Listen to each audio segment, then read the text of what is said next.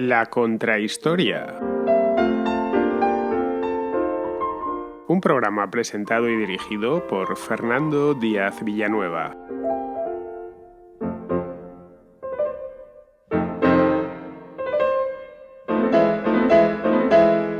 Fueron la casa real más poderosa de Europa durante siglos. Reinaron sobre Austria y Hungría, sobre España y Portugal y todos sus inmensos territorios europeos y ultramarinos, pero sobre todo ocuparon el trono del Sacro Imperio Romano Germánico desde el siglo XIII hasta la desaparición del mismo ya en tiempos de Napoleón, y luego lo reconvirtieron más o menos en el Imperio primero austriaco y luego posteriormente austrohúngaro.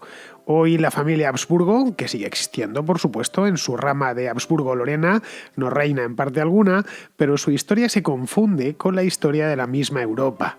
Todo un logro para una familia que proviene de un pequeño cantón suizo, del cantón de Argovia, donde aparecieron en torno al siglo X. Los primeros Habsburgo, que ni siquiera al principio se llamaban así, el nombre se lo deben a un pequeño castillo. Primero fueron simples terratenientes sometidos a la voluntad del duque de Suabia, pero la habilidad de sus vástagos, que fueron muchos, y sobre todo de los matrimonios, de cómo estos vástagos se iban casando, hicieron que lo que era un pequeño linaje apenas importante se convirtiese, un linaje puramente regional, se convirtiese en una familia francamente, no ya importante, clave, y venían de la aristocracia menor de un rincón del imperio, del suroeste de Alemania, y de ahí pasaron a ser la casa real más importante de Europa. Algunos de los monarcas más célebres del pasado llevaban como apellido Habsburgo, no solo en Austria, sino también y sobre todo en España, desde a Rodolfo, que fue el primero que consiguió hacerse con la corona imperial, esto fue en el año 1273, hasta el desventurado Francisco José I, que ya no era emperador de Alemania, pero sí del imperio austrohúngaro, fue el penúltimo rey de la dinastía, pasando por supuesto por todos los Habsburgo españoles, una rama fundada por el emperador Carlos V y que subsistiría casi 2 siglos rigiendo los destinos del mayor imperio que el mundo había conocido hasta la fecha. Pues bien, hoy en la contrahistoria vamos a recorrer la pequeña historia de esta mítica dinastía real que lo fue todo, absolutamente todo en Europa, y que perdió la última de sus coronas, la de Austria-Hungría, hace solo 100 años. Nadie sabe a ciencia cierta cómo apareció la casa de Habsburgo. Es algo que no se ocuparon de dejarlo por escrito, entonces los historiadores se las ven y se las desean para saber exactamente dónde aparece el primer Habsburgo, rebuscan en los documentos, rebuscan en inscripciones, donde haga falta, en tumbas, en registros parroquiales, para saber dónde aparece por primera vez escrito la palabra Habsburgo, o mejor dicho, Habsburg, que es como se dice en alemán, porque la familia, y yo creo que el nombre ya lo dice todo, es de origen alemán. La primera referencia que se tiene es de un tipo llamado Guntram el Rico, que vivió, todavía no se llamaba Habsburgo, pero es el primer, echando hacia atrás, el primer Habsburgo más o menos se le tiene localizado, pero a partir de este primero pues empezaron los historiadores a echar hacia atrás, teniendo en cuenta la importancia de esta familia real que llegó a tener tanto poder, especialmente entre los siglos XVI y XIX, pues los historiadores, tanto los austriacos como los alemanes, como por supuesto los españoles, han hecho todo tipo de investigaciones referentes a esta familia, y en estas investigaciones llegaron a un tipo llamado, como os decía, Guntram el Rico, que vivió en Brisgovia. Brisgovia es una región natural de lo que es hoy el suroeste de Alemania, justo donde la Selva Negra cae sobre el Rin. Si vais al aeropuerto de Zúrich y tomáis un automóvil allí, veréis que aparecen pueblos que pone Breisgau, que significa que está tal pueblo en Brisgovia. Breisgau en alemán significa Brisgovia, o Brisgovia es como decimos los hispanohablantes Breisgau. Bien, este hombre, Guntram el Rico, vivió en el siglo X. Se cree que Guntram, a partir de aquí ya empiezan obviamente las especulaciones, se cree que provenía de un tal Adalrico, que era duque de la vecina Alsacia, que está al otro lado del Rin, y que pertenecía a una familia aristocrática muy poderosa de aquella zona, de Alsacia. Una familia que se deben llamar la de los Eticónidas. No es que ellos se llamasen así, esto se lo han puesto los historiadores después, y le pusieron ese nombre porque todos eran herederos de un tal Etico, que había sido, mucho tiempo antes, un noble merovingio que vivió en esa misma zona en el siglo VII.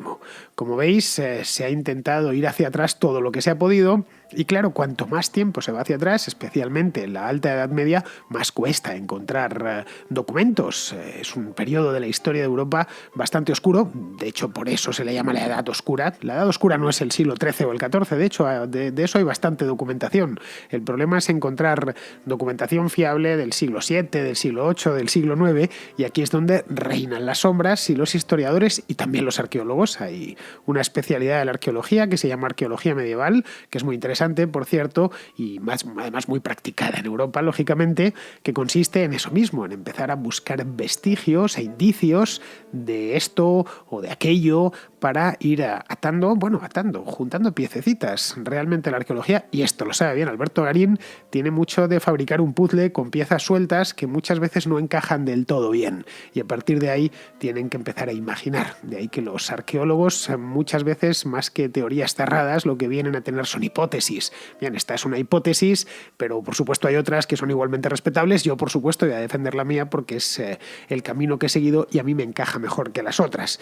Pero bueno, volviendo a la historia esta de los Habsburgo, de los primeros Habsburgo, cuando aún no se llamaban Habsburgo, vemos que en este rincón de Europa, el lugar donde, si tenéis un mapa a mano, podéis echar un vistazo con vuestros propios ojos, este lugar donde se juntan la actual Francia, la actual Alemania y la actual Suiza. Ahí el Rin hace un giro de 90 grados.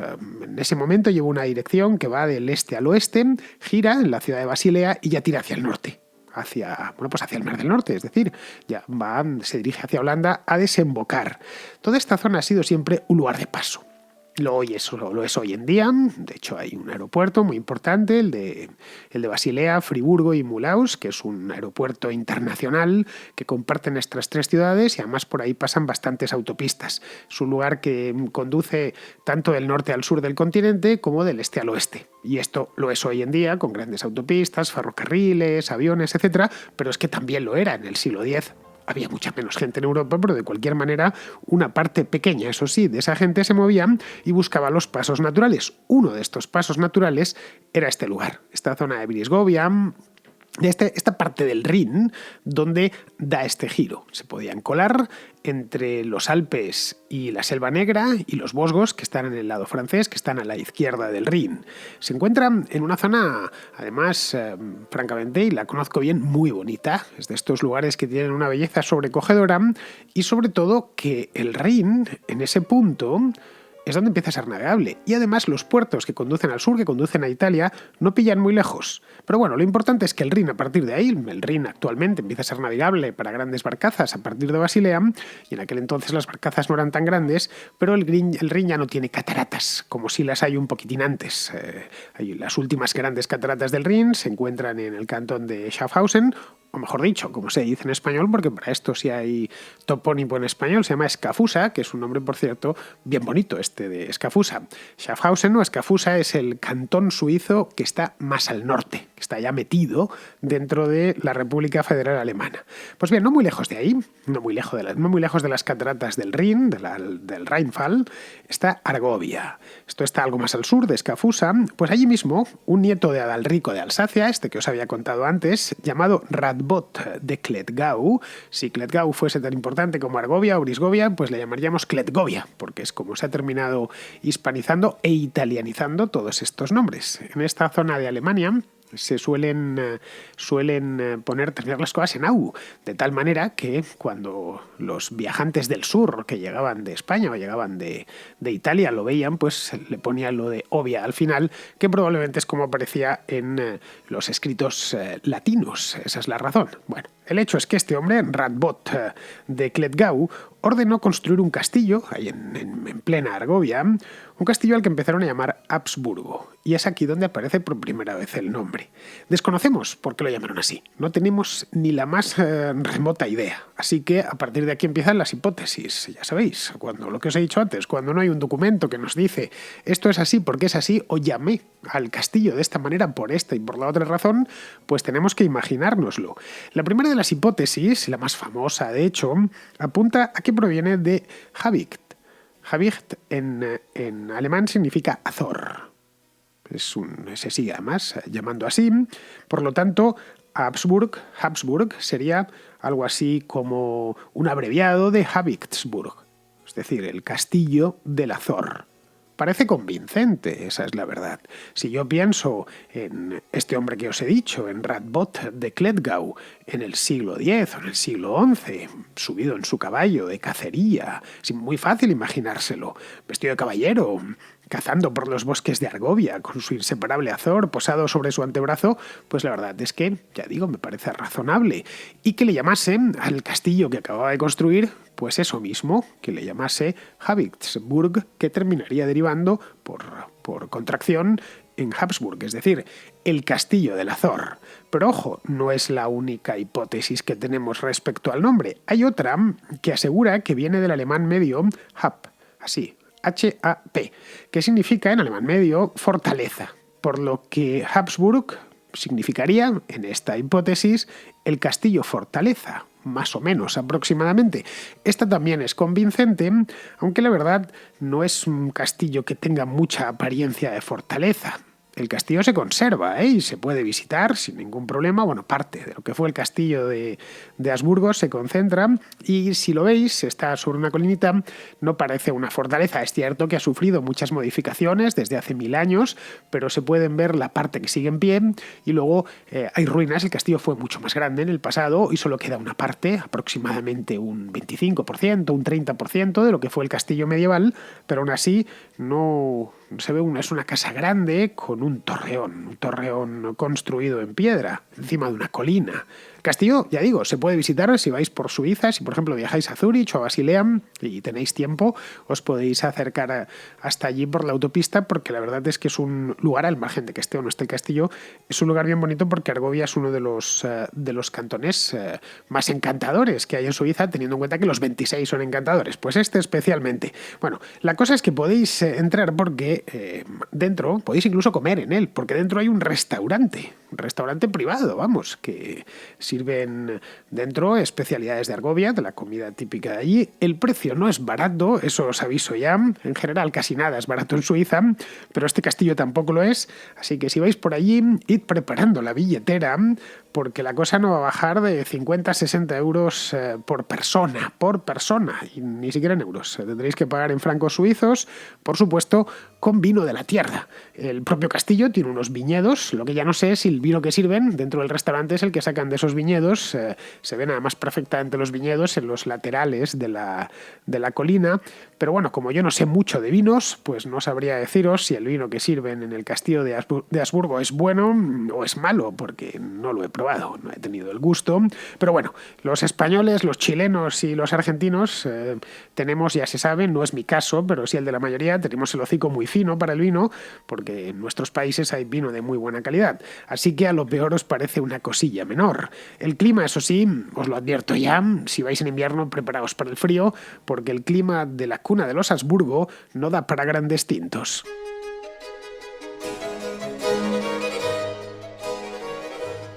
Después de esta introducción que os acabo de hacer, con recomendaciones turísticas, por si pasáis por ahí, de España no pilla muy lejos, si vais desde Buenos Aires o desde Santiago de Chile o desde Bogotá o Ciudad de México, pues sí, tenéis un buen viaje, porque llegar hasta Argovia pues no es precisamente sencillo si habéis empezado vuestro viaje en el otro lado del mundo, pero bueno, si por las circunstancias vais por allí, no olvidéis visitar el castillo de Habsburgo, que no es que sea gran cosa desde el punto de vista arquitectónico, pero tiene su encanto porque la familia Habsburgo, que llegó a ser tan importante, pues proviene de ahí. Pues bien, en ese castillo del Azor, a mí me gusta más esa hipótesis del Azor que la otra, que la de la fortaleza, es donde nació la familia Habsburgo. Y la nació de la mano de un don nadie, como habéis podido ver, el tal Radbot de Kletgau, cuyo patrimonio se limitaba a unos simples terrenos en Argovia y en la vecina Turgovia.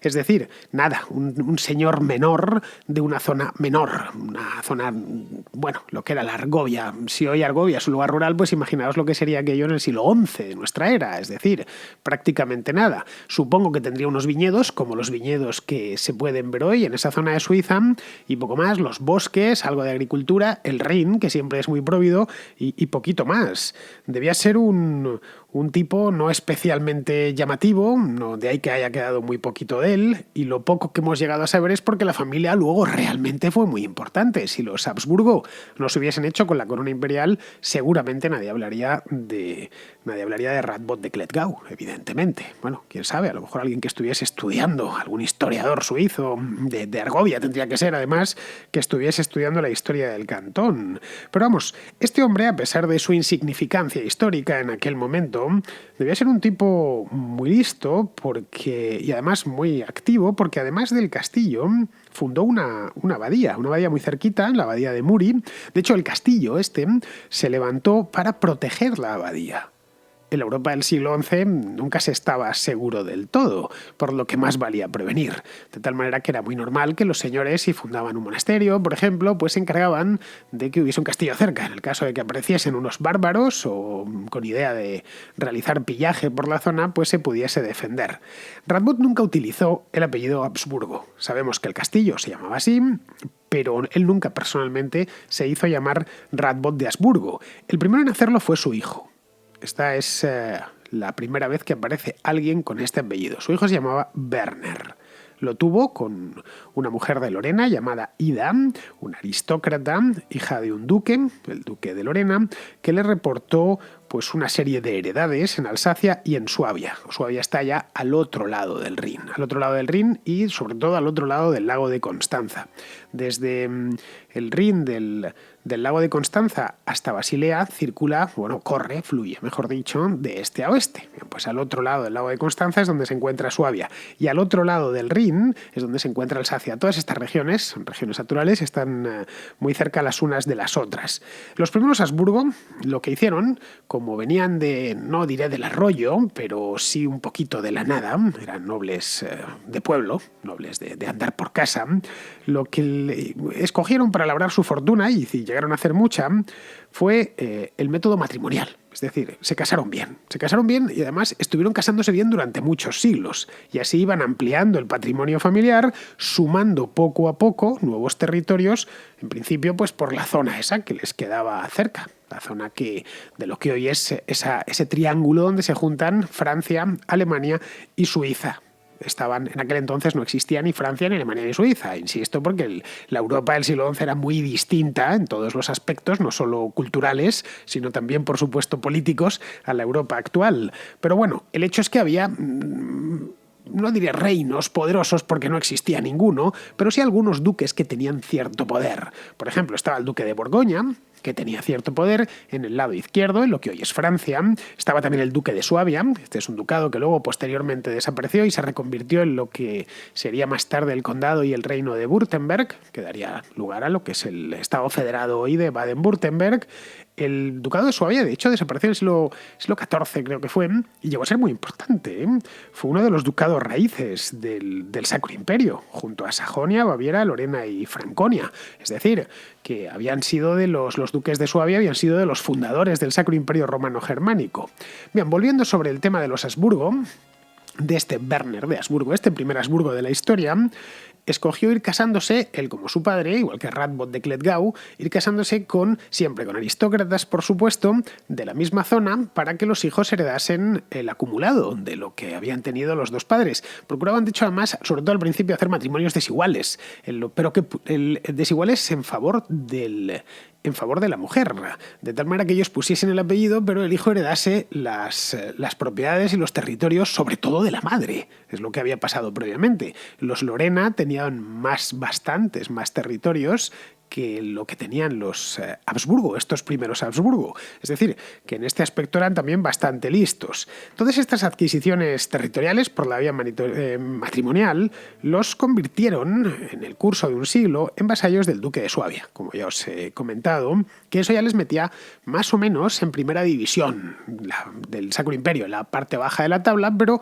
estaban ya cerca de donde se cortaba el bacalao. Es decir, no eran ya una nobleza de la Alemania profunda, nobleza de provincias lejana, no. Estaban evidentemente en provincias, pero estaban cerca tenían además, se habían casado con mujeres más o menos importantes y sobre todo estaban cerca de un duque importante como era el de Suabia. Es decir, tan solo a partir de ahí pues tenían que perseverar, tanto en matrimonios como en colocar, y esto es importante, lo era en la Alemania de la época y en toda la Europa de la época, tenían que colocar a todos los vástagos que pudiesen, los que no heredaban, los segundones, básicamente, colocarlos como religiosos de las diócesis locales. Entonces era muy normal que una familia noble, una familia de duques o de condes, tenía 3 hijos, tenía muchos más, tenía 8, pero de los cuales le sobrevivían 2 o le sobrevivían 3, el primero heredaba y el segundo se le solía enviar a la iglesia.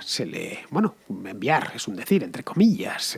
Es decir, hacía la carrera eclesiástica y como era noble, pues terminaba como obispo. Y los obispos tenían mucho poder. Por lo tanto, no se había producido la reforma. La reforma todavía estaba lejísimos. Los Habsburgo, de hecho, tendrían que enfrentar la reforma en su momento. Ya para entonces serían la familia más poderosa de Europa. Y estos obispos católicos de la Europa del siglo XI, del siglo XII, eran señores territoriales también y tenían mucha mano sobre la política, especialmente en el Sacro Imperio Romano Germánico, que era un imperio, pero no olvidemos el nombre, era sacro. De los electores, 3 de ellos eran electores eclesiásticos, eran 3 arzobispos. Ahora os cuento quiénes eran. Bueno, pues si tú tenías de gente de tu familia, tenías un sobrino o tenías un hermano o un tío que era un obispo local y un obispo local importante, eso siempre contaba. También todo hay que decirlo, les acompañó la suerte, ¿eh? Es decir, solo 2 siglos después de Radbot de Cletgau, uno de sus descendientes, que se llamaba Rodolfo, fue elegido emperador del Sacro Imperio. Eso no era normal. Es decir, había muchas familias como los Cletgau, como los Habsburgo, no solo en esta zona de Alemania, sino en otras. Ellos tuvieron habilidad y suerte. Se conjuntaron una serie de cosas para que en apenas 2 siglos desde su aparición en la historia se consiguiesen hacer con el imperio. Eran unos recién llegados con suerte. Para entonces, cuando llegaron con Rodolfo, llegaron al Sacro Imperio, llegaron a la corona, se consiguieron poner la corona del imperio encima de la cabeza, ya no eran terratenientes de Argovia, seguían siéndolo, seguían teniendo esas heredades, pero para entonces ya eran condes, que era una cosa seria. Eran condes de Habsburgo, habían conseguido, a través, lógicamente, del duque de Suabia, habían conseguido que el emperador, los sucesivos emperadores, fuesen reconociéndoles títulos y fuesen concediéndoles mercedes, entre ellas hacerles conde. La de conde era una dignidad importante, no la más, pero claro, ser conde no era lo mismo que ser el señor del señorío de Habsburgo, que nadie sabía dónde estaba. Pues bien, este hombre, el conde Rodolfo, supo aprovecharse de las circunstancias políticas que le tocó vivir en la época cuando él llegó, en el año 1273, en el siglo XIII. El imperio estaba muy convulso en aquel momento, se aprovechó del Gran Interregno, fue un periodo de casi 25 años, de 23 exactamente, de 1250 a 1273, tras la muerte de Federico II Hohenstaufen, en estos años el Sacro Imperio se quedó sin emperador, por eso se llama el Gran Interregno. Entonces hubo varios candidatos, unos cuantos, que se disputaron la corona. Los 2 candidatos principales fueron los que apoyaban a Ricardo de Cornualles, un candidato inglés. Cornualles es una región de Inglaterra. A Ricardo de Cornualles le apoyaban los güelfos, que eran partidarios del Papa. Algún día en la contrahistoria veremos esto de los güelfos y los gibelinos. Y a los partidarios del emperador, a los gibelinos, era el otro partido de la Alemania de la época, apoyaban a un candidato que estaba lejísimos, pero que reclamaba su derecho a ser emperador de Alemania. Ese candidato se llamaba Alfonso, más conocido como Alfonso X de Castilla.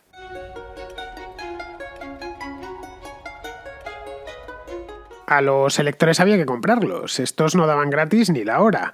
Así que Alfonso X en Castilla lo que hizo fue reunir a las Cortes para pedirles dinero, porque él no lo tenía, es decir, para recaudar los fondos necesarios, que se lo concediesen los servicios, se los concediesen las Cortes, pero las Cortes se negaron. Dijeron que ni hablar, que eso era un interés personal del rey y que no estaban dispuestos a financiar las ambiciones individuales y personales de Alfonso, que además era emperador de un lugar que no sabían ni siquiera dónde estaba la mayor parte de los castellanos de la época, como era el Imperio Alemán. Así que se quedó con las ganas, era un candidato, de hecho fue emperador electo, lo que pasa es que nunca llegó a ser coronado porque no pudo viajar hasta Aquisgrán para que le coronasen. Así que al final renunció a la corona, renunció a los derechos que tenía sobre la corona, le llegaban por vía materna y el que no renunció fue Ricardo, este candidato de los güelfos, pero una vez ya le habían coronado y ya era emperador, murió poco después.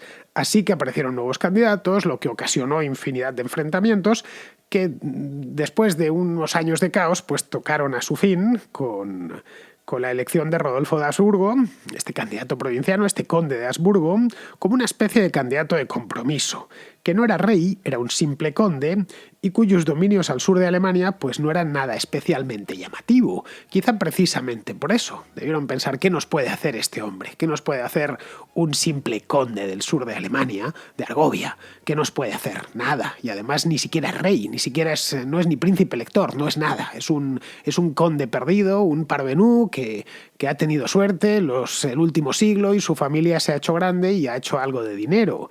Así que el 24 de octubre de 1273, Rodolfo de Habsburgo fue coronado en Aquisgrán en el mismo trono que Carlomagno. Los Habsburgo habían hecho la carrera más rápida que se recordaba. Eso no solo le permitía ser emperador, ojo, que ya era bastante. El haberse sentado en el trono de Carlomagno y que te coronasen estaba muy bien, y lo era casi todo, pero sobre todo le permitía acceder a la división de oro de la monarquía europea. Hasta ese momento él todo lo más que podía ser era cliente de algún duque, cliente, por supuesto, de algún rey, y poquito más. No podía jugar a mucho más. En cambio, habiendo sido emperador o siendo emperador, ya sí que el título de emperador era vitalicio, electivo, pero vitalicio, y esto le posibilitaba acrecentar su patrimonio. Y ojo, no solo el pecuniario, que también, por supuesto, también el territorial. Así que Rodolfo, durante su reinado, que fue bastante largo, por cierto, de casi 20 años como emperador y de 50 como conde de Habsburgo, se hizo con el ducado de Austria, con el ducado de Estiria y con el ducado de Carintia. Es decir, más o menos y así a grandes rasgos lo que es Austria hoy en día. Consiguió, por lo tanto, ser emperador y hacerse con un patrimonio serio, grande, no lo que tenía. Bueno, entre ellos los ducados. Ser duque era más que ser conde.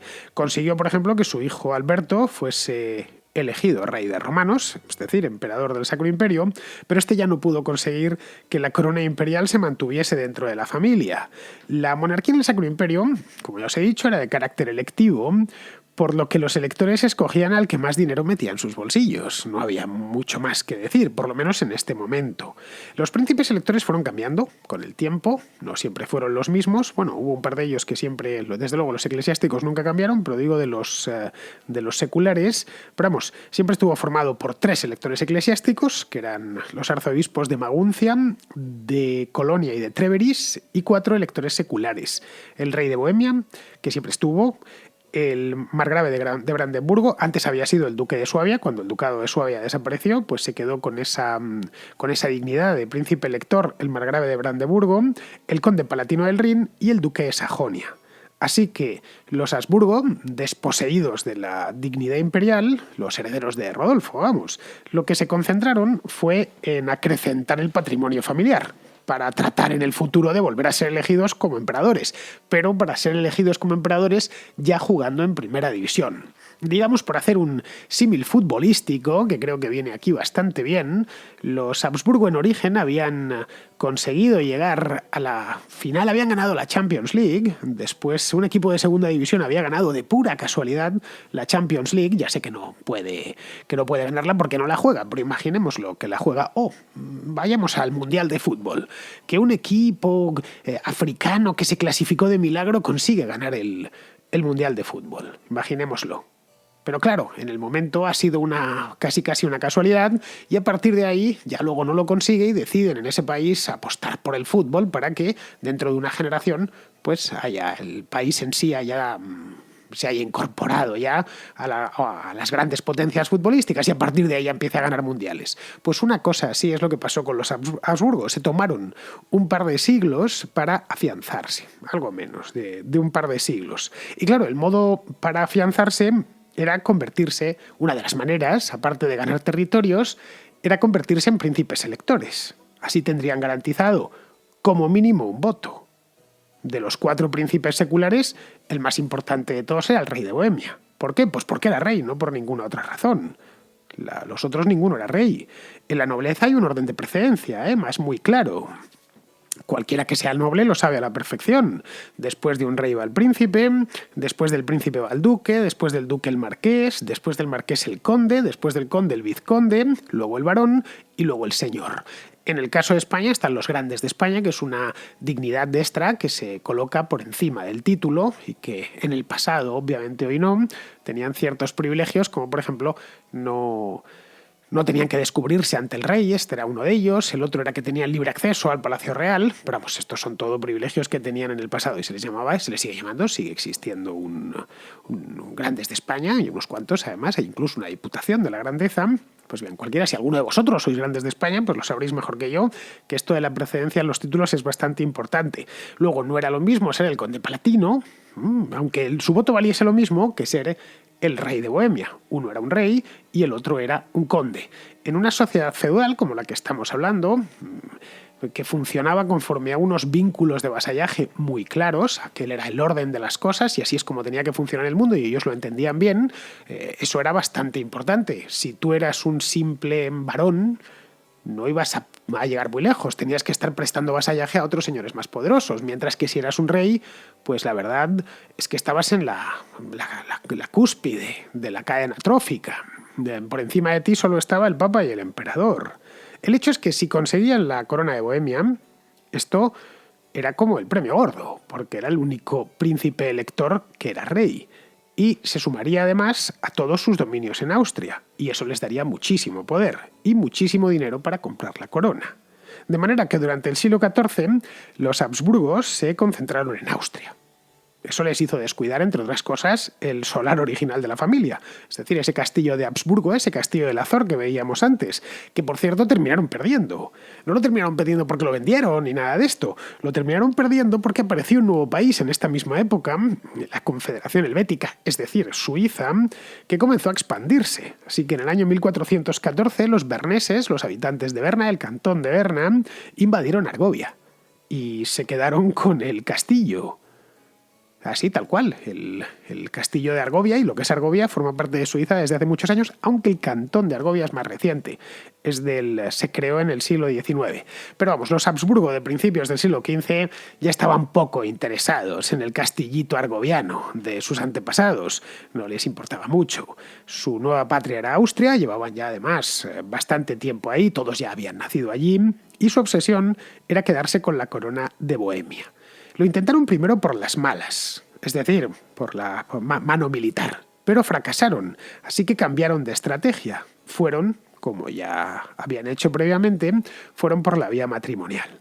Como siempre, vamos, que les había funcionado muy bien. Es decir, con los condados austriacos que le faltaban, los fueron sumando a lo largo de varias generaciones. Les faltaba el Tirol, por ejemplo, que lo anexionaron al patrimonio de la familia en 1369, también el de Gorizia, que está más al sur, ya con la costa mediterránea.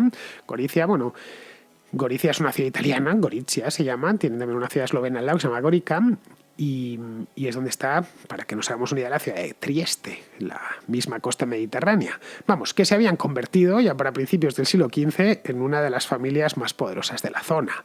Eran duques, tenían unos dominios bastante grandes en una zona muy rica, como era la llanura del Danubio, tenían acceso directo a la costa del Mediterráneo. Vamos, que sus dominios en aquel entonces ya iban de Trieste, la costa del Mediterráneo, al lado de Venecia, hasta las mismas puertas de Bohemia.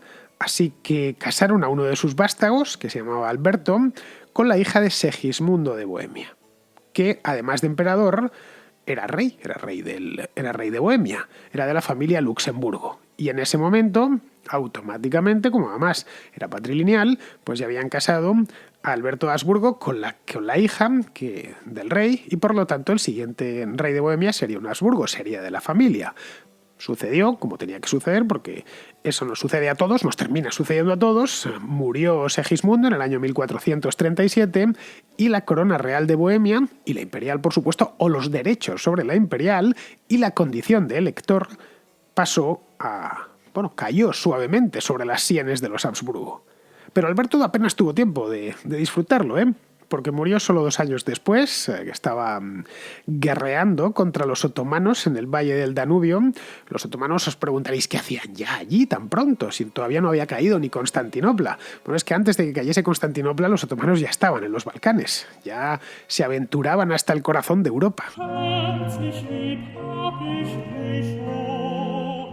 Por cierto, este Alberto de Habsburgo fue quien expulsó a los judíos de Austria en el año 1420, 72 años antes de los reyes católicos. Les quemó las sinagogas, se apropió de sus bienes y los que no perecieron en el pogromo fueron embarcados en el Danubio en unas barcas y enviados río abajo.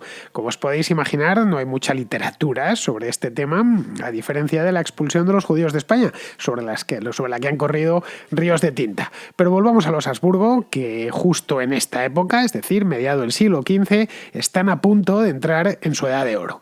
En el año 1440 fue elegido emperador Federico de Habsburgo, más conocido como Federico III, que fue coronado en la misma ciudad de Roma. Fue de hecho el último emperador en ser coronado en Roma, y aquello ya sellaría una alianza entre el papado y el imperio que un siglo más tarde, con la reforma protestante, algo menos de un siglo más tarde, se revelaría de vital importancia, porque serían los propios Habsburgo, tanto los austriacos como los españoles, la primera línea de defensa y la primera línea de ataque del catolicismo. La contrarreforma se hace a instancias del propio Vaticano, pero estuvo firmemente apoyada tanto por la rama austriaca de los Habsburgo como por la rama española. Curiosamente, la zona de Suiza, de Argovia, donde había nacido la dinastía, esa región, toda esta región de Argovia, sí que se convirtió al protestantismo, pero solo parcialmente, eso sí. La mitad de sus habitantes en Argovia son católicos y la otra mitad son evangélicos. Pero vamos, para cuando Lutero asomó la cabeza, los Habsburgo ya se habían olvidado completamente de Argovia, como os he dicho antes. Los berneses habían ocupado hasta su castillo y no les había preocupado lo más mínimo. Era ya en aquel entonces, en el siglo XVI, era una familia austriaca que había construido un imperio en los Alpes, en el Danubio, incluso en parte de la costa mediterránea, y que estaba lista para dar el siguiente paso, que era hacerse con Borgoña, con los Países Bajos y con los reinos de España. Todo, evidentemente, lo consiguieron por matrimonio, como os podéis imaginar. Es decir, los Habsburgo realmente conquistaron poco. Fueron unos tipos muy habilidosos casándose, sabiendo cómo funcionaba el antiguo régimen en este aspecto y cómo se acrecentaban los dominios de una familia. En apenas 2 generaciones, además, consiguieron esta mega expansión. Federico III entró en guerra con Carlos el Temerario. Cuando digo que lo hacían todo por matrimonio, no es del todo cierto. A veces se metían en guerras también dinásticas, pero lo normal es que fuesen por vía matrimonial. Pues se metió en guerra con Carlos el Temerario de Borgoña, que era el duque de Borgoña, y tras derrotarle consiguió, porque era lo que buscaba, que le concediese la mano de su hija, de María de Borgoña, a su hijo Maximiliano. A la muerte de Federico III, que era emperador, como ya os he dicho, y archiduque de Austria, le sucedió lógicamente su hijo Maximiliano, cuya madre era portuguesa, por cierto, se llamaba Leonor, y era hija a su vez de otra Leonor, de Leonor de Aragón. A Maximiliano, a diferencia de su padre, el occidente europeo no le era un lugar extraño. Su madre venía de ahí, venía de Portugal, y su abuela de Aragón. Así que trató desde el principio de emparentar con reyes españoles. Está en el momento en que se puso a reinar y a pensar ya en la siguiente generación, pensó en expandir la familia no tanto hacia Alemania como hacia el suroeste, es decir, hacia España. Casó a su hijo Felipe con Juana de Castilla, más conocida como Juana la Loca, y a su hija Margarita con Juan, el hijo de Fernando el Católico y de Isabel la Católica, el príncipe de Asturias, y que era el heredero en principio de los reyes católicos. Pero sucedió una desgracia. Juan murió siendo muy joven, con solo 19 años, dejando como heredera de Castilla y de Aragón, a Juana y a su marido Felipe de Habsburgo, a quien el padre le había entregado el patrimonio de la madre, es decir, Borgoña. Le había entregado Borgoña y los Países Bajos. Esa es la razón por la que Carlos V nació en Gante y no en España. Y así es como nació Felipe de Habsburgo, es Felipe el Hermoso. Para que lo sepáis, Juana la Loca y Felipe el Hermoso, cualquier español conoce esta pequeña historia. Pues bien, así, de esta manera, con Felipe el Hermoso y Juana la Loca, nació la rama española de los Habsburgo, cuyo primer vástago fue Carlos, que nació en Gante en el año 1500. Este Carlos lo terminaría heredando todo. absolutamente todo, de los 4 abuelos. En el año empezó heredando, según se iban muriendo los abuelos, pues iba quedándose con el patrimonio de los abuelos y luego ya con el de los padres. La madre, que era Juana, se volvió loca y la recluyeron en un castillo en Tordesillas, y esa es la razón por la que terminó reinando él. Aún así, la reina Juana de Castilla, fue reina legítima hasta el momento de su muerte y murió, 3 años antes que su hijo, murió muy mayor. Bueno, el hecho es que Carlos de Gante se convirtió en rey de Castilla, de Aragón, de Navarra, que se había incorporado a Castilla en el año 1512, también en archiduque de Austria, por supuesto, y en duque de Borgoña. Los 4, archiduque de Austria y de todos los ducados que le venían de la rama austriaca. Luego a ello le sumaría las conquistas de los castellanos, los que habían hecho en América, tanto en el Caribe como en México y en Perú. Durante todo el reinado se hicieron estas conquistas, durante el reinado de Carlos, más luego el reino de Nápoles, que lo heredaba de su abuelo aragonés, el milanesado, que conquistó él personalmente en 1525, y por supuesto los derechos para ser elegido emperador del Sacro Imperio Romano Germánico. Vamos, con Carlos la familia Habsburgo alcanzó su cenit. A partir de ahí ya fue poco a poco descendiendo. Nadie en Europa, desde la antigua Roma, había gozado de tanto poder y había tenido unos dominios tan vastos. El imperio de Carlos, para que nos hagamos una idea, iba del estrecho de Gibraltar, solo en Europa, iba del estrecho de Gibraltar a Transilvania, y de las islas de Frisia, en el Mar del Norte, lo que es hoy Holanda, hasta Sicilia. Pero aquello se le quedaba pequeño, es decir, a pesar de que era el monarca con diferencia más poderoso de Europa, resultó que los castellanos habían llegado a América y empezaron a conquistarla. Así que fue incorporando a sus dominios todo lo que habían encontrado sus súbditos españoles en América. Y fue entonces cuando se acuñó aquello de que en el imperio de Carlos nunca se ponía el sol. Vamos, que era la reencarnación de un César romano, el monarca universal, que era... En aquel entonces se consideraba que era el complemento, desde la antigüedad, ¿no?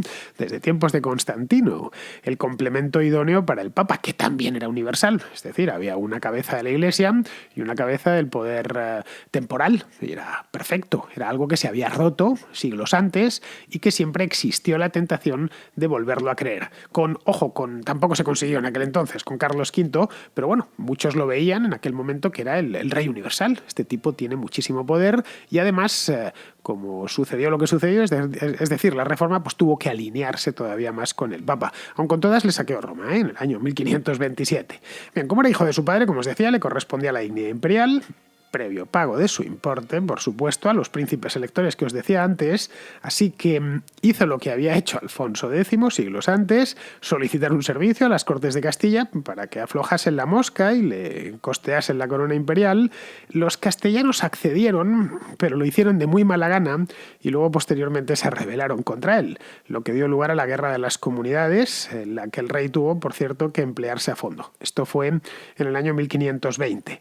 Pero vamos, había ya poco que hacer. Castilla y toda España en general se habían quedado subsumidas en el destino imperial de los Habsburgo, que reinarían en España bastante tiempo, durante 200 años.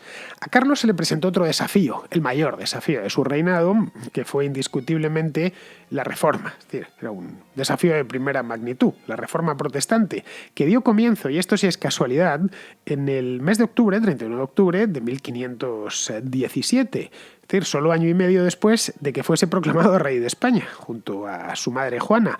De hecho, y esto es lo realmente caprichoso, puso el primer pie en España, en el pueblito de Tazones, en Asturias, en septiembre de 1517, a finales de septiembre de 1517, solo un mes antes de que Martín Lutero enviase al arzobispo de Maguncia su carta con las famosas 95 tesis que sirvieron de estallido inicial, de arranque para la Reforma protestante.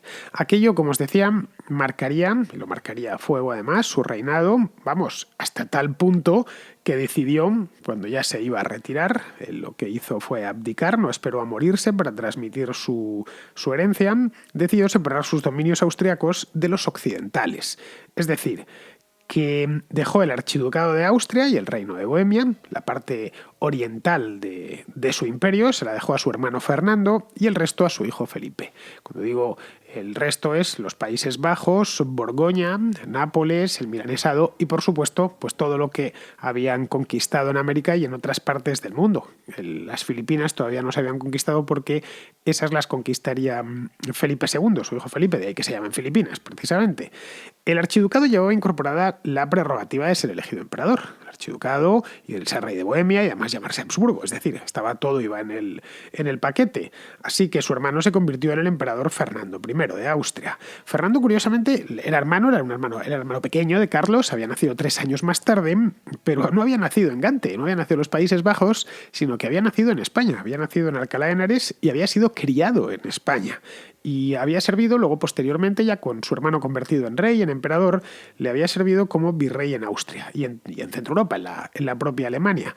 De ahí que cuando ya pensó Carlos en abdicar, pues pensó que su hermano, que era algo más joven que él y no estaba tan castigado de salud, pensó que sería el más indicado para hacerse con los asuntos alemanes de la dinastía. Bien, a partir de ese momento los Habsburgo de Viena y de Madrid fueron ya 2 dinastías separadas, pero siguieron, eso sí, casándose entre ellas. Lo que quizá explica la descendencia que, en fin, mejor dicho, la decadencia de la descendencia, la decadencia física que a ojos vista se ven algunos monarcas de la casa como Carlos II de España. Vamos, un hombre tan poco agraciado que un embajador llegó a decir de él que era tan feo que asustaba. Para evitar que otros reyes que viniesen después de Fernando y Carlos, que habían sido hermanos y habían tenido una relación genuinamente fraternal, otros Habsburgo vieneses y madrileños discutiesen, en ese momento había quedado todo claro, pero nadie sabía que iba a pasar 100 años más tarde. Si al final iban a llegar a las manos los primos, decidieron, en tiempos de Felipe III, nieto de Carlos V, decidieron llegar a un acuerdo, llegar a un compromiso. Entonces, Felipe III y Fernando II de Austria llegaron a un acuerdo secreto, plasmado en el Tratado de Oñate de 1617, en el que los Habsburgo españoles se comprometían a no disputar el trono imperial a los Habsburgo austriacos, y estos a su vez se comprometían a ayudar a sus primos españoles, franqueando el paso a las tropas españolas que fuesen de Italia a Flandes, el famoso Camino Español, al que le hice un contracorte hace ya unos cuantos meses. Es decir, pensaron que lo mejor era dejarlo por escrito para evitar problemas posteriores, que esto ya se sabe. Al final puedes estar tú muy a gusto y muy de acuerdo, pero como no quedó claro, a fin de cuentas los dos eran Habsburgo. Ambos podían aspirar a la corona imperial. Así que para evitar mayores problemas llegaron a este acuerdo de Oñate, al Tratado de Oñate. Se llama Oñate no porque fuese firmado en Oñate, en el País Vasco, sino porque quien lo gestionó, el que lo auspició, fue un noble español llamado Conde de Oñate. Bien, las dos ramas procuraban ir de la mano siempre, aunque eran ya 2 ramas separadas de la misma familia, y bien, tenían una relación genuinamente fraternal entre los Austrias de Madrid y los de Viena. Vamos, que desde fuera se percibía como si fuera casi una monarquía dual, especialmente por los reyes de Francia, que estaban rodeados por dominios de los Habsburgo, allá por principios del siglo XVI y en el siglo XVII.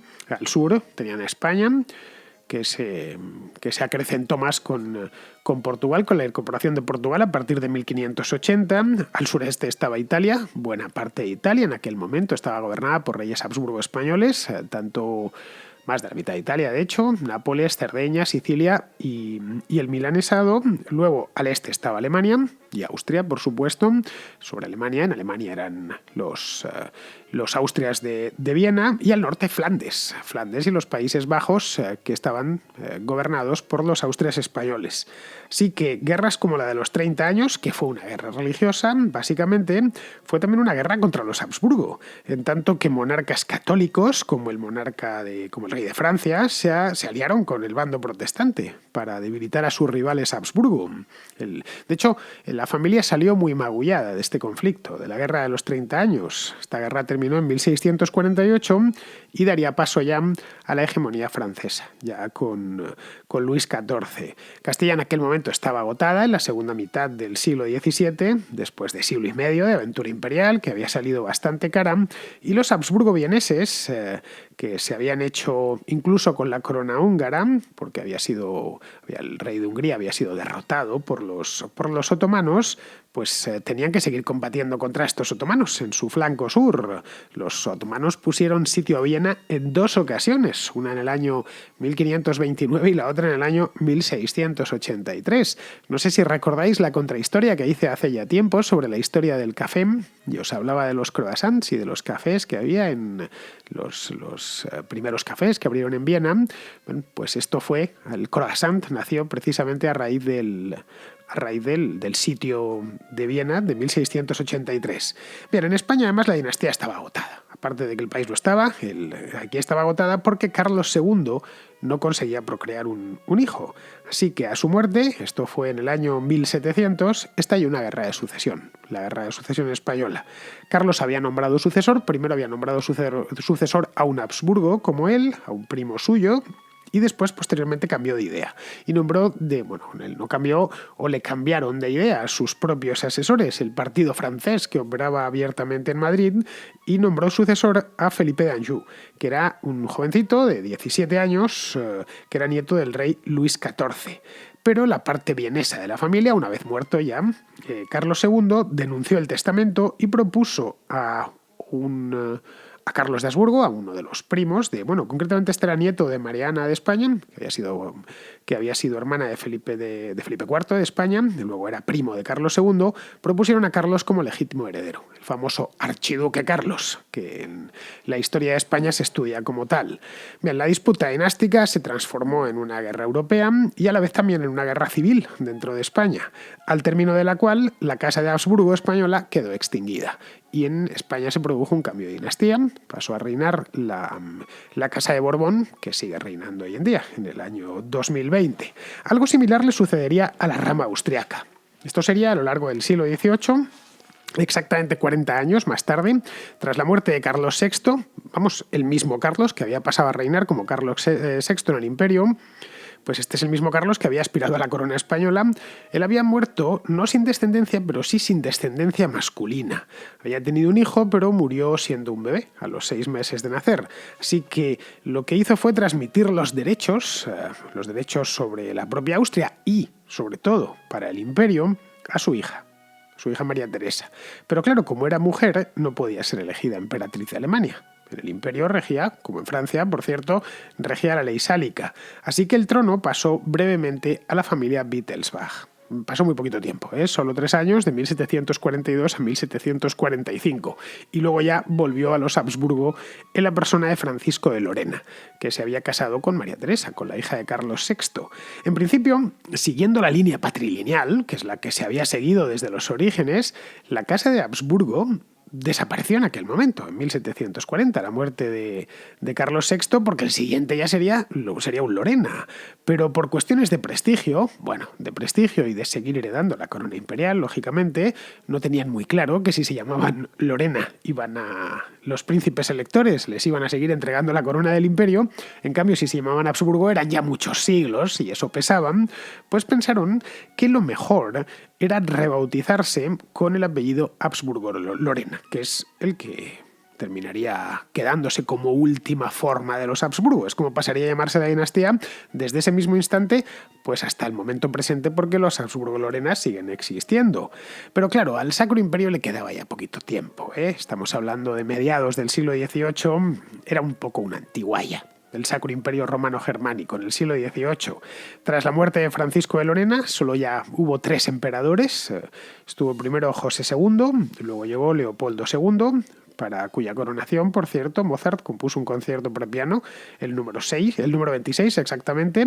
La misa de la coronación, que si os gusta la música clásica, más concretamente Mozart, seguramente la conocéis porque es muy buena. Esta misa es anterior, pero unos cuantos años anterior, pero se la conoce como misa de la coronación porque se interpretó muchas veces durante los días de la coronación de Leopoldo II, que esto fue en 1790. Entonces, a partir de ahí pues se quedó con el nombre. Y ya el último, este sería el penúltimo, el último emperador del Sacro Imperio fue Francisco II.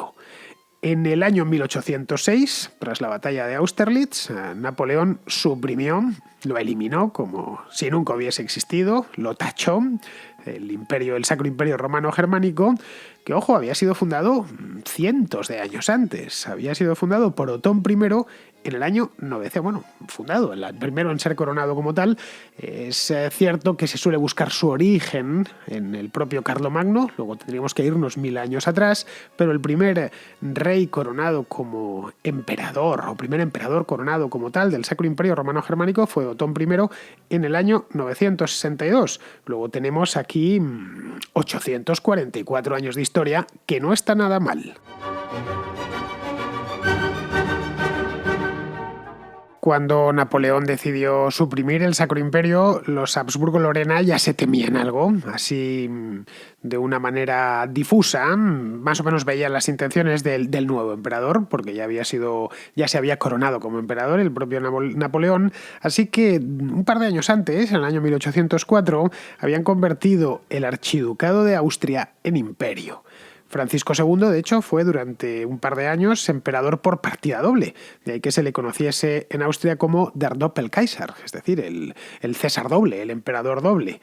Tras la derrota de Napoleón en Waterloo y el Congreso de Viena, no resucitaron el Sacro Imperio, aquello ya, como os he dicho antes, era una pura reliquia, amén de algo inoperante, lo venía siendo desde hacía tiempo, pero bueno, no le veían mucho sentido, y los Habsburgo optaron por centrarse en Austria, que por cierto ya lo habían convertido en imperio, es decir, seguían siendo emperadores, no eran simples archiduques ni nada de esto, eran lo mismo, tenían el mismo título que habían tenido con el Sacro Imperio, pero con poder efectivo. El emperador tenía más autoritas que potestas, esto nunca lo olvidemos, era un cargo realmente peculiar.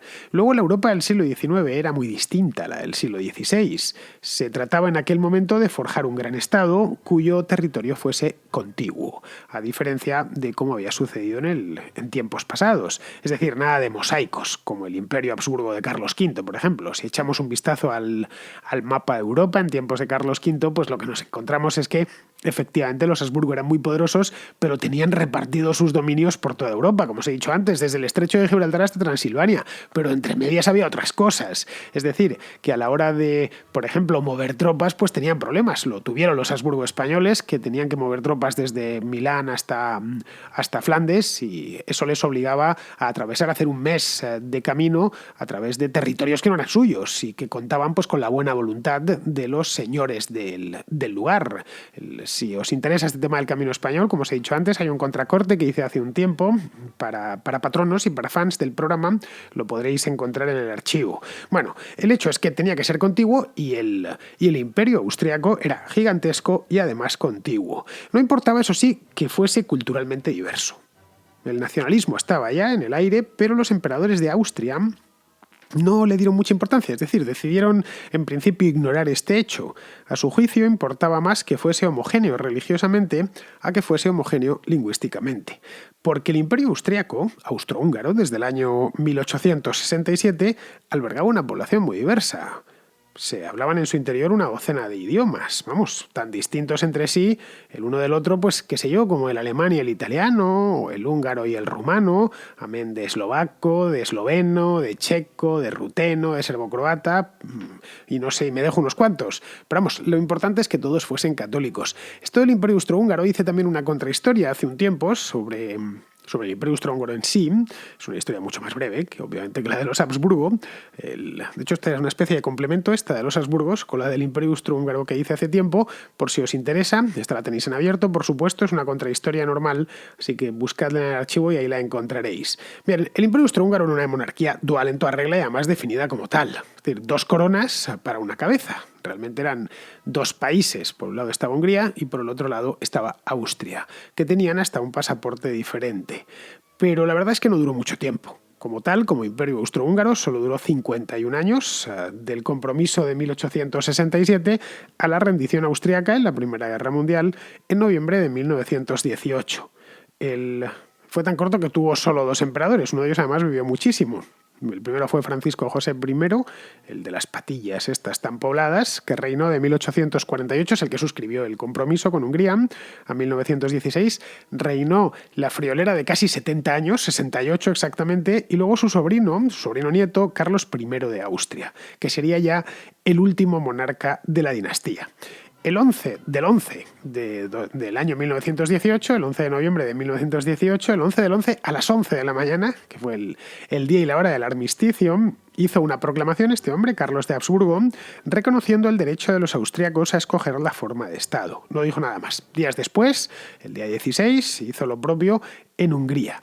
No era propiamente una abdicación, y esto es importante remarcarlo. Él en ningún momento abdicó sobre nadie, ni sobre nada. Simplemente una proclama. Probablemente Carlos no pensó que los acontecimientos viviría, pues como siempre ha sucedido con los reyes, especialmente en tiempos antiguos, viviría en una burbuja, y pensó que las cosas iban a salir de la manera en que él creía. Seguramente no tenía un pie en la calle. El hecho es que la idea no está tampoco puesta así en la proclama, pero quizás su idea es que se plebiscitase la monarquía o algo así, pero vamos, no hubo lugar. Si esto sucedió el día 11 de noviembre, el día 12 de noviembre se proclamó la República de Austria y 4 días después la República de Hungría. Así que ante los hechos consumados, tomó un tren y se fue a Suiza. Curiosamente, se fue a Suiza, es decir, al lugar de donde había salido de la dinastía 9 siglos antes. Ya nunca más regresaría a Austria, sí a Hungría, donde los legitimistas húngaros intentaron colocarle de nuevo posteriormente como rey, pero vamos, nunca más a Austria. Se exilió a Madeira y murió allí en el año 1922 de una neumonía con solo 34 años. Los Habsburgo-Lorena han seguido existiendo, como os decía al principio del programa, siguen existiendo. Desde la muerte de Carlos I, pues vino después su hijo Otto de Habsburgo, que seguramente el nombre os suena bastante. Este fue el heredero de los títulos y de las aspiraciones monárquicas, al menos hasta el año 1961, cuando proclamó oficialmente que él no pretendía reinstaurar el imperio austriaco, que él era un ciudadano más de la República de Austria y que no pretendía cambiar el sistema de Estado ni nada de eso. Y vamos, el tipo era muy célebre, llegó a ser muy célebre, murió hace relativamente poco tiempo. Este Otto perdió a su padre siendo un niño, con solo 9 años, y su madre Chita decidió abandonar Madeira después de la muerte del marido y se estableció en España. Se estableció en Lekeitio, en Vizcaya, donde 40 aristócratas españoles, todos grandes de España, le compraron una casa para que pudiese criar allá a sus hijos. Así que el hecho es que Otto de Habsburgo terminó, su padre huyó vía Suiza y Otto de Habsburgo terminó reconectándose con España. En Austria, además, pintaban bastos para los Habsburgo, promulgaron una ley en el año 1919, la Habsburger Gesetz, es decir, la ley Habsburgo, que les desposeyó de todas sus propiedades, así que tuvieron que vivir pues de la ayuda de los aristócratas y de la del rey de España. Vamos, como os decía, que con Otto de Habsburgo se volvieron a conectar España y la familia Habsburgo. A ver, era un tipo que hablaba bien español, que era un católico devoto, que, bueno, según cuentan, esto no sé si será cierto, Franco llegó a pensar en él para ofrecerle la corona de España y así fastidiar a Juan de Borbón. Pero vamos, Otto lo rechazó, él no tenía ninguna intención de ser rey, ni de Austria, ni tampoco de España. Finalmente ya, después de la guerra, se opuso además al nazismo de manera muy activa, regresó a Austria en los años 60 y se estableció, pero no en Austria, se estableció en Baviera, en un pueblito, en Pöcking, y allí pues llegó a ser incluso eurodiputado elegido por el CSU, por la versión, la socialdemocracia, los cristianodemócratas bávaros, y allí pues nada, en este pueblito murió hace no mucho tiempo, en el año 2011 con 98 años. Vamos, ya digo, yo recuerdo perfectamente el día que hubo, esto fue en verano, si mal no me acuerdo, y a raíz de aquello pues hubo un montón de especiales en los periódicos, lo dieron por televisión, porque era un tipo muy conocido. Lo enterraron en la cripta imperial de Viena, la iglesia de los capuchinos, con honores pues poco menos de jefe de Estado. Fue un funeral muy bonito, con gente vestida como el imperio austrohúngaro, y ya le sucedió su hijo Karl, que es el actual poseedor de los derechos. Tiene 60 años, vive en Austria, creo que en Salzburgo, y se dedica al sector financiero. Luego este hombre, Karl, tiene un hijo, que será el próximo, el siguiente, se llama Fernando de Habsburgo, que es corredor profesional de automóviles, de Fórmula 3 exactamente. En fin, en esto ha quedado la familia de más poder, bueno, que más poder tuvo en Europa durante siglos. La familia que en su rama española se hizo incluir en su escudo, tras la incorporación de Portugal en 1580, un lema que decía «Non sufficit orbis», el mundo no es suficiente.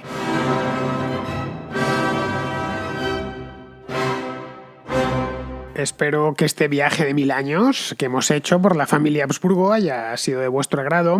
Pocos apellidos han dado tanto que hablar. De pocos apellidos se ha escrito tantas veces en los últimos 6 siglos. Así que, como os decía al principio del programa, la historia de los Habsburgos se confunde en muchos momentos con la historia de la propia Europa. Vamos, hasta el extremo de que si mañana la Unión Europea decidiese convertirse en una monarquía, pues casi que tendrían que poner a un Habsburgo en el trono, aunque solo fuese por tradición. Bien, vamos ahora con el contrasello y las dudas históricas de los seguidores de la Contra. El contrasello. El espacio de ruegos, preguntas y reflexiones de la contrahistoria. Empezamos con Fernando, que tiene una propuesta para la contrahistoria y especialmente para Alberto Garín. Hola Fernando, acabo de escuchar tu programa sobre las catedrales góticas que has hecho con Alberto Garín y a raíz de un comentario tuyo al final sobre la Catedral de Colonia y cómo te gustaba por la altura que tenía y lo grande que era, se me ha ocurrido que quería animarte a que cuando Alberto ya esté asentado en Madrid hicierais algún programa sobre los falseamientos históricos en la arquitectura, porque creo que es, por ejemplo, el caso de la Catedral de Colonia es un caso paradigmático de una catedral que hasta mediados del siglo XIX no estaban ni construidas las torres, ni construida la nave central, y prácticamente lo que vemos hoy en día es todo nuevo, nuevo me refiero, tiene 150, 170 años, pero no mucho más.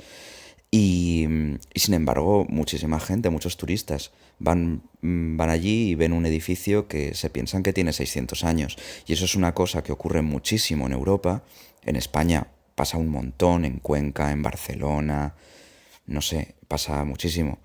Y en Francia muchísimo también. Y en el fondo son falseamientos históricos hechos en una época, en el romanticismo y en una época en la que el nacionalismo era muy importante para ensalzar el pasado glorioso de un país. Y bueno, no sé, se me ha ocurrido que podía ser un tema bastante chulo para mezclar arquitectura con historia y política en un programa que hicieras. Bueno, Fernando, a ver, Europa está llena de neogótico, que fue un estilo muy en boga en la segunda mitad del siglo XIX y a principios del siglo XX. En Barcelona no es que haya un edificio, sino que hay un barrio entero, llamado barrio gótico, aunque más propiamente habría que llamarlo barrio neogótico. La catedral, por ejemplo, no se parece en nada a la que había hasta 1882, cuando decidieron rehacerla por completo. Rehacer por completo por lo menos la fachada y colocar pues esos arcos apuntados, esas arquivoltas y la aguja sobre el crucero. En el caso de Barcelona, influyó la moda de la época, lógicamente, que el neogótico estaba de moda, y también la política. La burguesía catalana, que atravesaba su mejor momento histórico, y era la ciudad más rica de España con diferencia, pues no quería una catedral tan sosa y austera. Que tenía sosa y austera, pero era el estilo propio del gótico mediterráneo. Ojo, pero era peor que otro gótico mediterráneo que podemos encontrar y menos llamativo que el que podemos encontrar por ejemplo, en la Catedral de Valencia o no digamos ya la de Palma de Mallorca, que es una auténtica joya. Luego tenía también una intención política. Es decir, ligaban el gótico a lo que ellos consideraban que había sido la era dorada de la ciudad de los siglos XII y XIII. Y claro, se les fue la mano. El puente de la calle del Obispo, por ejemplo, que es uno de los emblemas del barrio gótico, pues es de estilo gótico flamígero. pero de gótico flamígero construido en los años 20, de los años 20 del siglo pasado, no tiene ni 100 años.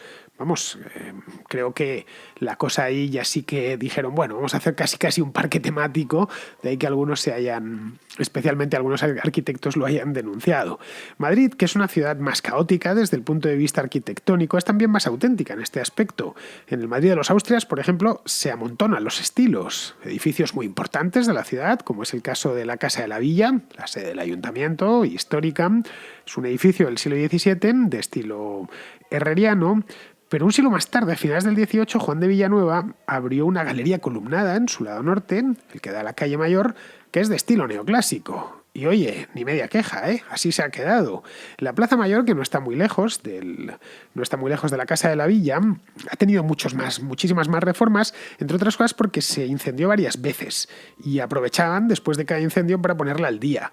Tras el último, que fue a finales del XVIII, se quedó con la forma actual. Lo que hizo el arquitecto, que creo que fue Juan de Villanueva también, era el arquitecto que a finales del XVIII más trabajaba en Madrid, sin ninguna duda. Madrid es una ciudad muy villanuevesca. No es casual que en el Parque del Oeste tengamos una fuente homenaje que se llama la Fuente de Villanueva.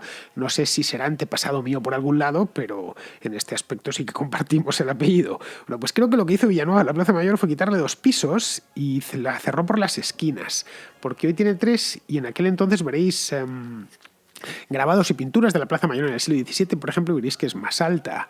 Pero vamos, por ejemplo, le hizo este cierre, pero las tejas se mantenían. Los tejados todavía no tenían pizarra. Había algunos con pizarra, otros no. Entonces lo que hicieron posteriormente, ya en el siglo XX, fue poner pizarra a todos para igualarlos. Pero vamos, las ciudades están siempre en continua invención y no son ajenas a las modas. Pero claro, en algunas la invención es, digamos que es muy marcada. Bien, seguimos con Nicolás, que tiene otra sugerencia. Está muy interesante. La sugerencia iba porque escuchando algunos programas antiguos, no tan antiguos por cierto, pero bueno, había un oyente que hablaba sobre que el asesinato del archiduque aquel de Sarajevo, que había sido el detonante de la Primera Guerra Mundial. Entonces se me ocurrió que podría ser un buen tema para una contrahistoria, hablar un poco de algunas chispas que detonaron revoluciones o detonaron guerras. En fin, se me viene a la cabeza, por ejemplo, el caso de la Revolución Francesa, que parece ser que el detonante fue pues, el aumento del precio del pan. En fin, no sé, igual podría ser algo interesante. Venga, un saludo a toda la audiencia y a ti también. Hasta la próxima. Pues sí que es un buen tema este, Nicolás, que de hecho lo voy a mirar y recopilar, porque las guerras estallan generalmente por nimiedades, especialmente cuando es una guerra que se busca con ahínco por parte de uno de los bandos. Bueno, la Primera Guerra Mundial, ya lo has dicho, estalló por el asesinato de Francisco Fernando de Austria en Sarajevo. Por cierto, el Francisco Fernando de Austria, en Sarajevo, era el siguiente heredero de los Habsburgo. Lo que pasa es que lo quitaron del medio porque Francisco José se había quedado sin herederos, había tenido muy mala suerte, su hijo se le había suicidado y demás, ¿no? Bueno, pues este hombre, el asesinato de este hombre es el que dio origen, pero si vamos a la Segunda Guerra Mundial, por ejemplo, el chispazo fue porque los alemanes acusaron a los polacos de haber atacado una estación de radio en la frontera. El ataque lo habían hecho ellos, fue un ataque de bandera falsa. Luego, si nos venimos más cerca, históricamente, la Guerra del Golfo, por ejemplo, en 1990, esta guerra empezó porque Saddam Hussein acusó a Kuwait de robarle petróleo en un yacimiento, el yacimiento de Rumaila. Dijo que estaban utilizando unas técnicas de extracción muy avanzadas y que, por lo visto, pues metían poco menos que las cañerías para sacar petróleo y se metía por el subsuelo iraquí. Y de ahí le sacaban petróleo que no le correspondía. Así que pidió una compensación y como el emir kuwaití aceptó, pues invadió el país a los pocos días. Vamos, que historias de estas hay un montón. Son los disparadores de las guerras, son un tema en sí mismo, que a veces, de hecho, son disparadores que parecen completamente inverosímiles. Así que es un tema que me voy a apuntar porque creo que sí que saldría un programa muy entretenido. Bien, pues ya terminamos con Miguel, que tiene otra propuesta, esta vez sobre la carrera espacial. Hola, Fernando. Acabo de terminar de escuchar ahora tu última contrahistoria sobre la aviación.